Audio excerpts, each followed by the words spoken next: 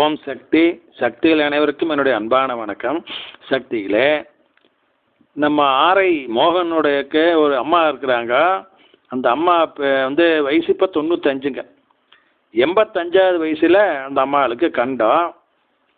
இவர் ஆர்ஐ ஆஃபீஸில் வேலை செஞ்சிட்ருக்காரு. அப்போ அம்மாவை காதுக்குள்ளே சொல்கிறாங்க, மகனே உடனடியாக நீ வீட்டுக்கு போடா, ஆபத்து அப்படிங்கிறாங்க.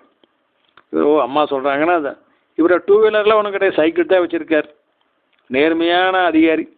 அப்போ சைக்கிள் தானே இருக்குது, வேற என்ன இருக்குது. சைக்கிள் எடுத்துகிட்டு வீட்டுக்கு போகிறாரு.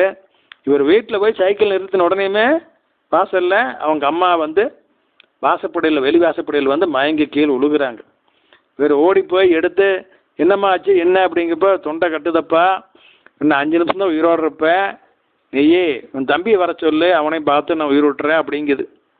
இவர் அவங்க அம்மாவை அப்படியே படுக்க வச்சு போட்டு வீட்டுக்குள்ளே ஓடி பூஜை ரூமில் அப்போ தான் இவங்க அம்மாவில் வழிபாடு செஞ்சு முடிச்சிருக்குது. விளக்கு எரிஞ்சிக்கிட்டு இருக்குது. கற்பூரம் ஏற்றி தீபாவளி பண்ணுறாரு அம்மாளுக்கு. என்னம்மா எங்கள் அம்மாவில் இப்படி விட்டுட்டியே, ஏதாச்சும் பண்ணி காப்பாற்றுமா அப்படிங்கிறார். அந்த நிலையில் இங்கே கற்பூரம் காமிச்சாருங்களே, அந்த சுடரானது அப்படியே ஒரு அடி உயரத்துக்கு வளருது, உயரமாக வளருது.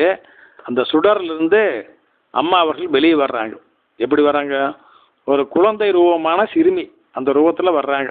ஒரு 2-3 வயசு இருக்கிற மாதிரி அவங்களுடைய இடது கை சுண்டு விரல்ல இப்படி காமிக்கிறாங்க, ஆசீர்வாதம் பண்ணுற மாதிரி.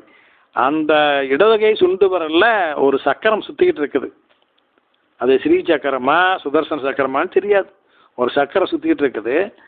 அந்த சக்கரமானது அப்படியே வெளியே கிளம்பி போய் யமன் அந்த பாட்டி மேலே வீசியிருந்தார பாசக்கயிறு அதை அறுத்து விட்டுருது. அவ்வளோதான், பாட்டி தப்பிச்சுக்கிட்டாங்க.